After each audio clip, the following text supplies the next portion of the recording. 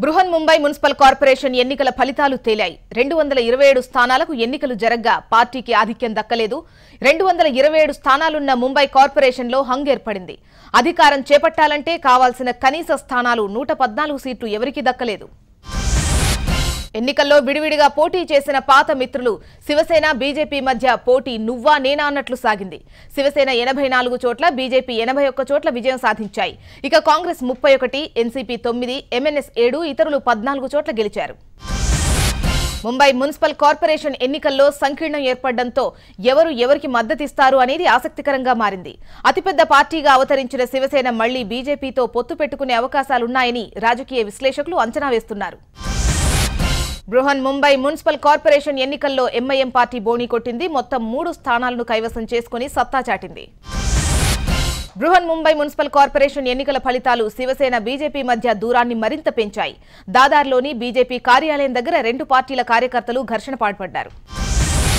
Congress senior నేత సంజయ్ నిరుపమ్ ముంబై కాంగ్రెస్ కమిటీకి రాజీనామా చేశారు. బృహన్ ముంబై ఎన్నికల ఫలితాల్లో కాంగ్రెస్ ఓటమికి బాధ్యత వహిస్తూ నిర్ణయం తీసుకున్నారు. యూపీలో 4వ దశ ఎన్నికలు ప్రశాంతంగా ముగిశాయి. మొత్తం 12 జిల్లాల్లో 53 స్థానాలకు గాను పోలింగ్ జరిగింది. దాదాపు 1.5 కోటి మంది ఓటర్లు తమ ఓటు హక్కు వినియోగించుకున్నారు. 61% పైగా ఓటింగ్ నమోదైంది. యూపీలోని ఫతేపూర్ జిల్లాలోని కాగా గ్రామంలో ఓటర్లు పోలింగ్ను బహిష్కరించారు. అభివృద్ధి కార్యక్రమాలు చేపట్టకపోవడంతో ఆగ్రహం వ్యక్తం చేశారు. భూలోక కైలాసంగా ప్రసిద్ధి చెందిన శ్రీశైల క్షేత్రం శివరాత్రికి మరింత శోభాయమానంగా వెలిగిపోతోంది. కోరిన కోరికలు తీర్చే ఆ స్వామిని దర్శించుకునేందుకు భక్తులు పోటెత్తుతున్నారు. మహాశివరాత్రి సందర్భంగా రేపు అన్ని దారులు శ్రీశైలం వైపే సాగనున్నాయి. శివరాత్రి వేడుకల కోసం ఆలయ అధికారులు అన్ని ఏర్పాట్లు పూర్తి చేశారు. మహాశివరాత్రికి పట్టిసీమ ముస్తాబైంది. గోదావరి నది మధ్యలో ఉన్న వీరభద్రేశ్వర స్వామి ఆలయంలో భక్తుల కోసం అధికారులు ఏర్పాట్లు చేశారు. నాగర్ కర్నూలు జిల్లాలోని ఉమామహేశ్వర ఆలయం మహాశివరాత్రికి ముస్తాబైంది. భక్తులు భారీగా తరలి రానుండటంతో అధికారులు ప్రత్యేక ఏర్పాట్లు చేశారు. మహాశివరాత్రిని పురస్కరించుకుని హైదరాబాద్ పరిసర ప్రాంతాల్లోని శివాలయాలు ప్రత్యేకంగా ముస్తాబయ్యాయి. ఆలయాల అధికారులు ప్రత్యేక ఏర్పాట్లు చేశారు. విజయనగరంలోనూ మహాశివరాత్రి ఏర్పాట్లు అంగరంగ వైభవంగా సాగుతున్నాయి. జిల్లాలోని అన్ని శివాలయాలను ప్రత్యేకంగా అలంకరించారు.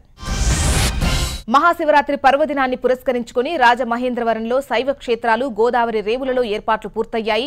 భక్తుల పుణ్యస్నానాల కోసం సర్వం సిద్ధం చేశారు. కర్నూలు జిల్లాలోని నల్లమల అటవీ ప్రాంతంలో ఉన్న శ్రీ మహానంది క్షేత్రంలో శివరాత్రి ఉత్సవాలకు అంకురార్పణ జరిగింది. రాత్రికి ధ్వజారోహణం నిర్వహించనున్నారు. మహాశివరాత్రి సందర్భంగా సీఎం కేసీఆర్ రేపు కీసర రామలింగేశ్వర స్వామిని దర్శించుకోనున్నారు. సీఎం పర్యటన సందర్భంగా అధికారులు ప్రత్యేక ఏర్పాట్లు చేశారు. రేపు మహబూబ్ నగర్ జిల్లా కురవికి సీఎం కేసీఆర్ వెళ్లనున్నారు. వీరభద్రస్వామికి బంగారు మీసాలను సమర్పించనున్నారు. ప్రజా సమస్యలపై టీజేఏసీ పోరాటం కొనసాగుతుందని ప్రొఫెసర్ కోదండరాం ప్రకటించారు. త్వరలోనే భవిష్యత్ కార్యాచరణ ప్రకటిస్తామని, నిన్నటి అరెస్టులను తీవ్రంగా ఖండిస్తున్నామన్నారు. పోలీసులను మోహరించిన ర్యాలీని ఆపలేకపోయారన్నారు. ఇదే స్ఫూర్తితో జిల్లాల్లో సమావేశాలు నిర్వహిస్తామన్నారు. తమలో ఎలాంటి లుకలుకలు లేవన్నారు. పోలీసులను మోహరించిన ర్యాలీని ఆపలేకపోయారన్నారు. ఇదే స్ఫూర్తితో జిల్లాల్లో సమావేశాలు నిర్వహిస్తామన్నారు. తమలో ఎలాంటి లుకలుకలు లేవన్నారు. నిన్న రాజ్యాంగ ఉల్లంఘన జరిగిందని, పోలీసులు ఉద్యమకారుల పట్ల దౌర్జన్యంగా వ్యవహరించారని మండిపడ్డారు. గత ప్రభుత్వాలు ఎన్నడూ చేయని విధంగా కేసీఆర్ ప్రభుత్వం వ్యవహరించిందన్నారు. ప్రొఫెసర్ కోదండరాంను కాంగ్రెస్ సీనియర్ నేత విహెచ్ కలిసి సంపూర్ణ మద్దతు తెలిపారు. ఇచ్చిన హామీలు అమలు చేయమంటే అరెస్టులు చేస్తారా అంటూ మండిపడ్డారు. కోదండరాం అరెస్టును నిరసిస్తూ వామపక్ష విద్యార్థి సంఘాలు నల్ల జెండాలతో ఆదిలాబాద్ అంబేద్కర్ చౌరస్తాలో ఆందోళన నిర్వహించాయి. ప్రజాస్వామ్యాన్ని ఖూనీ చేసిందని సర్కార్ తీరుపై విద్యార్థి సంఘాలు మండిపడ్డాయి.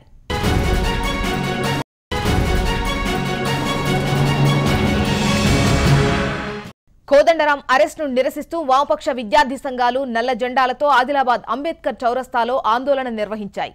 ప్రజాస్వామ్యాన్ని ఖూనీ చేసిందని సర్కార్ తీరుపై విద్యార్థి సంఘాలు మండిపడ్డాయి. నిరుద్యోగ ర్యాలీని అడ్డుకోవడం పట్ల నిజామాబాద్ మైనారిటీ జేఏసీ మండిపడింది. ఇచ్చిన హామీలను వెంటనే అమలు చేయాలని జేఏసీ నేతలు డిమాండ్ చేశారు. కోదండరాంపై ఎంపీ బాల్కా సుమన్ మండిపడ్డారు. నిరుద్యోగ ర్యాలీ కుతంత్ర అట్టర్ ఫ్లాప్ అయిందన్నారు. జిల్లాల నుంచి స్పందన రాకపోవడానికి కారణాలు ఏంటని ప్రశ్నించారు. ఉస్మానియా స్టూడెంట్ జేఏసీ ఆధ్వర్యంలో విద్యా సంస్థల బంద్ కొనసాగింది. ఉద్యమంలో కీలక పాత్ర పోషించిన తమ పట్ల ప్రభుత్వం దారుణంగా వ్యవహరిస్తోందని విద్యార్థి జేఏసీ మండిపడింది. రాష్ట్రంలో నెలకొన్న తాజా పరిస్థితులపై గవర్నర్ నరసింహన్కు తెలంగాణ టీడీపీ నేతలు నివేదిక అందజేశారు. ప్రజా సమస్యలతో పాటు కేసీఆర్ ప్రభుత్వ తీరుపైన ఫిర్యాదు చేశారు.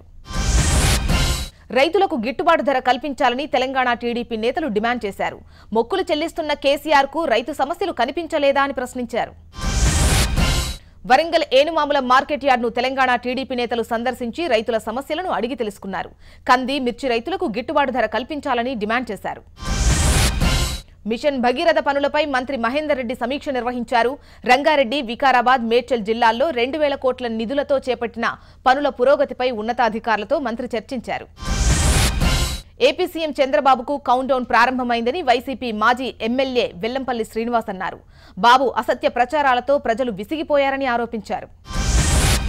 పోలీసులపై ఎమ్మెల్యే రోజా చేసిన వ్యాఖ్యలను ఏపీ పోలీస్ ఆఫీసర్స్ అసోసియేషన్ తీవ్రంగా ఖండించింది. పోలీసులు ఎవరికీ బానిసలు కాదని, చట్టాలకు మాత్రమే బానిసలమని తెలిపింది. ఆర్టీసీ రిజర్వేషన్ కేంద్రాలను ప్రైవేటు పరం చేయాలన్న ఆలోచన తమకు లేదని ఏపీ ఆర్టీసీ అధికారులు స్పష్టం చేశారు. అవుట్సోర్సింగ్ చేసిన కొన్ని కేంద్రాలను మాత్రమే అబిబస్కు అప్పగిస్తున్నట్లు తెలిపారు. కడప స్థానిక సంస్థల ఎమ్మెల్సీ స్థానానికి వైసీపీ అభ్యర్థిగా వైఎస్ వివేకానందరెడ్డి నామినేషన్ వేశారు. కలెక్టరేట్లో ఎన్నికల రిటర్నింగ్ అధికారికి నామినేషన్ పత్రాలను అందజేశారు. కడపలో ప్రజా ప్రతినిధులను కొనుగోలు చేసేందుకు చంద్రబాబు ప్రయత్నిస్తున్నారని వివేకానందరెడ్డి ఆరోపించారు. ఈ ఎన్నికలు అవినీతికి, విలువలకు మధ్య జరిగే పోరాటమన్నారు. జగన్పై మంత్రి అయ్యన్న పాత్రుడు ఆగ్రహం వ్యక్తం చేశారు. 1,30,000 రాష్ట్ర బడ్జెట్లో 1,15,000 నిరుద్యోగ భృతికే ఎలా కేటాయిస్తారు అంటూ జగన్ను ప్రశ్నించారు.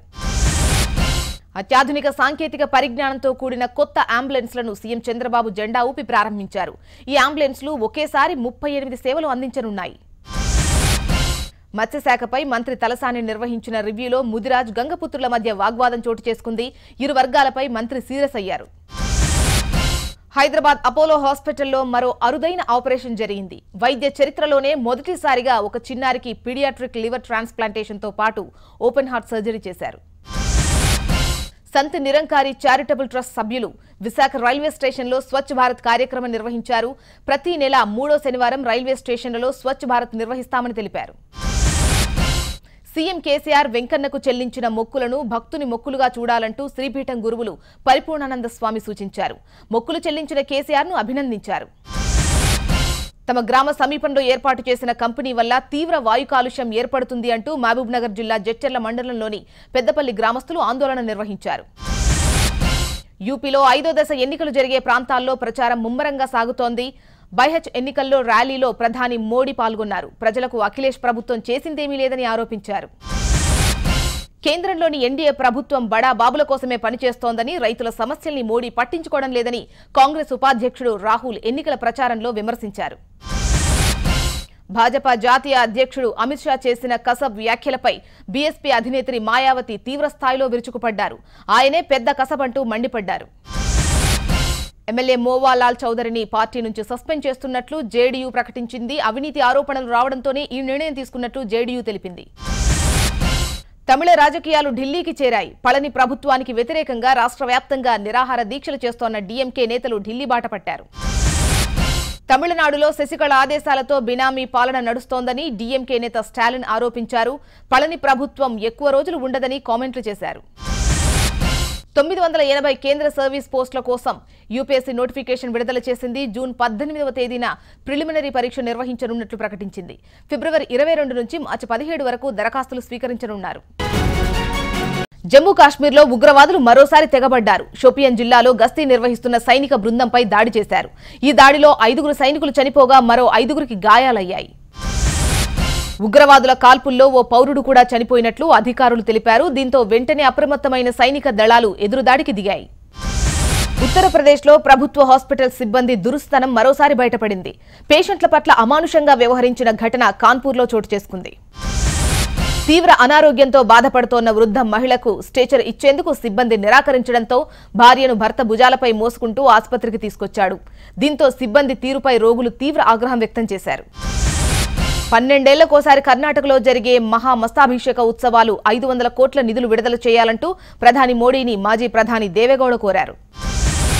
పార్టీకి గుడ్ బై చెప్పిన పన్నీర్ అండ్ కో తిరిగి వస్తే ఆహ్వానిస్తామని అన్నాడీఎంకే నేత దినకర్ ప్రకటించారు. అమ్మ ఆశయాలకు అనుగుణంగా పరిపాలన సాగిస్తామన్నారు. జల్లికట్టు కంబళ క్రీడలపై జంతు హక్కుల పరిరక్షణ సంస్థ పెటా సుప్రీంకోర్టును ఆశ్రయించనుంది. తమిళనాడు, కర్ణాటక నిర్ణయంపై పెటా సవాల్ చేయనుంది. ఢిల్లీ విశ్వవిద్యాలయం పరిధిలోని రాంజాస్ కాలేజ్లో 2 వర్గాల విద్యార్థుల మధ్య ఘర్షణ వాతావరణం ఇంకా చల్లారలేదు. దీంతో రాంజాస్ కాలేజ్ వద్ద పోలీసులు బందోబస్తు ఏర్పాటు చేశారు. Fire painter Kamal Rana Guinness record లక్ష్యంగా భారీ పెయింటింగ్ కు శ్రీకారం చుట్టాడు. వడోదరలో 7 అడుగుల పొడవు, 63 అడుగుల వెడల్పుతో ఫైర్ పెయింటింగ్ వేశారు. మొత్తం 30 మంది క్రికెటర్ల బొమ్మలను ఫైర్ వర్క్స్ తో చిత్రీకరించాడు. ప్రత్యేకమైన కెమికల్స్ ను ఉపయోగించి చేసిన పెయింటింగ్ ను వరల్డ్ రికార్డు కోసం రూపొందించినట్లు తెలిపాడు. మనీ లాండరింగ్ కేసులో సూరత్ కు చెందిన వడ్డీ వ్యాపారి కిషోర్ ఆస్తులను ఈడీ అటాచ్ చేసింది. కిషోర్ కు చెందిన 1,02,16,000 ఆస్తులను ఈడీ అధికారులు అటాచ్ చేశారు. ఎగవేతదారులపై కఠిన చర్యలు చైనా తీసుకుంది. దాదాపు 60 లక్షల మందిని బ్లాక్ లిస్ట్ లో పెట్టి విమాన, రైలు ప్రయాణాలు చేయకుండా చర్యలు చేపట్టింది. బ్యాంక్ కార్డులు పొందకుండా ఆంక్షలు విధించింది. భారత్ లో ప్రధాన పార్టీలు తనను ఫుట్బాల్లా ఆడుకుంటున్నాయని లిక్కర్ టైకూన్ విజయ్ మాల్యా అన్నాడు. ప్రభుత్వం దగ్గర ఆధారాలు ఉంటే చట్టం ఎప్పుడో తన పని తాను చేసుకుపోయేదని అన్నాడు. భారత ప్రభుత్వంలో ఎవరి దయతోనో బతికే కంటే లండన్లో జీవితం సురక్షితమని మాల్యా తెలిపాడు. యూకే చట్టాల కింద సేఫ్గా ఉన్నానన్నాడు.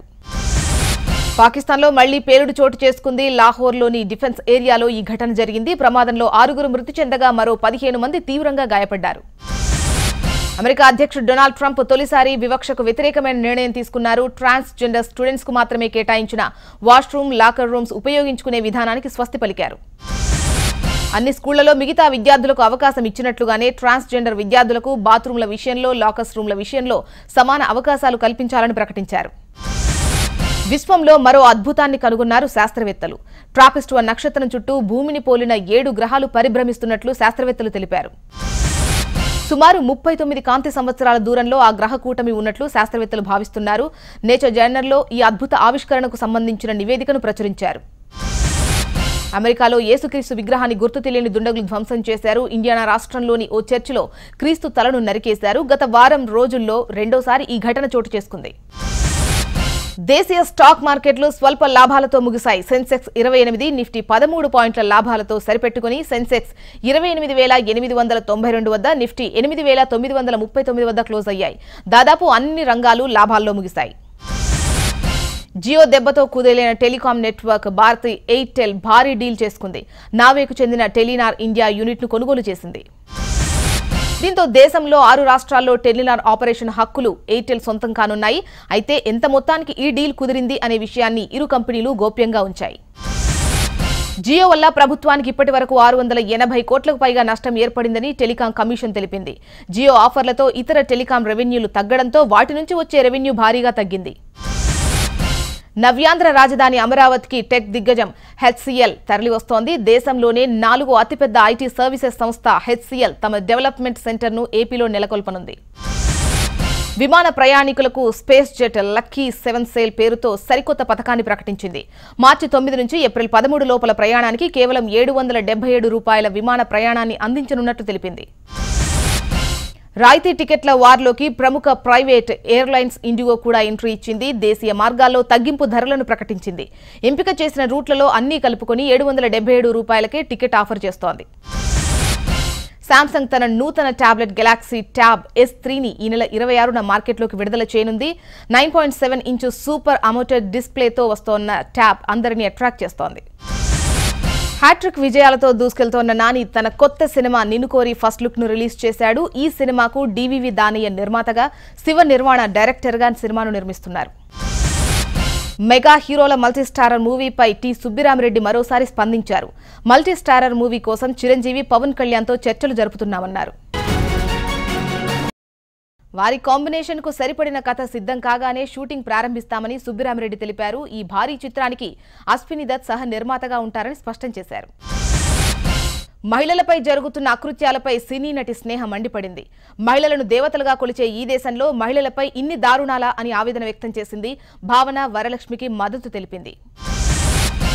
నితిన్ హీరోగా హను రాఘవపూడి దర్శకత్వంలో తెరకెక్కుతున్న ప్రొడక్షన్ 9 సినిమాకు చెందిన లుక్ ఒకటి బయటకొచ్చింది.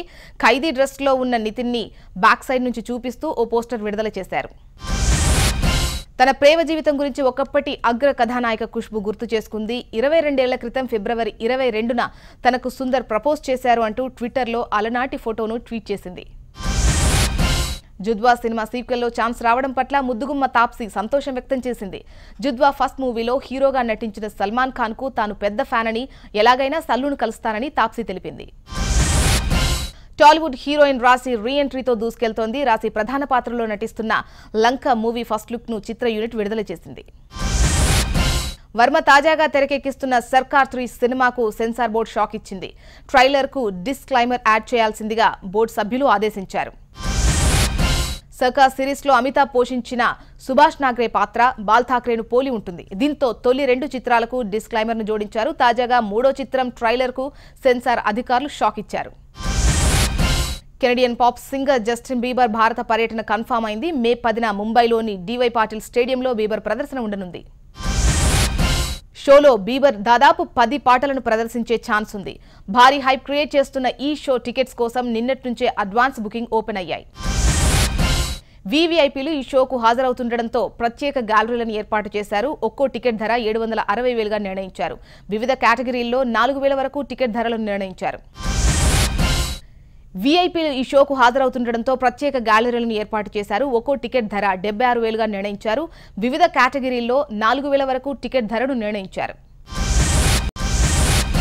డాషింగ్ బ్యాట్స్మెన్ వీరేంద్ర సెహ్వాగ్ పై లిటిల్ మాస్టర్ గవాస్కర్ ప్రశంసల వర్షం కురిపించాడు. తొలి బాల్నే సిక్సర్గా మలిచే గట్స్ ఉన్న ఏకైక ప్లేయర్ అంటూ అభిప్రాయపడ్డాడు. ప్రస్తుతం ప్రపంచ క్రికెట్లో విరాట్ కోహ్లీనే నెంబర్ 1 క్రికెటర్ అని ఆస్ట్రేలియా స్పిన్ దిగ్గజం షేన్ వాన్ అభిప్రాయపడ్డారు. కోహ్లీని సచిన్ రీచెస్తో మాత్రమే పోల్చగలమన్నారు.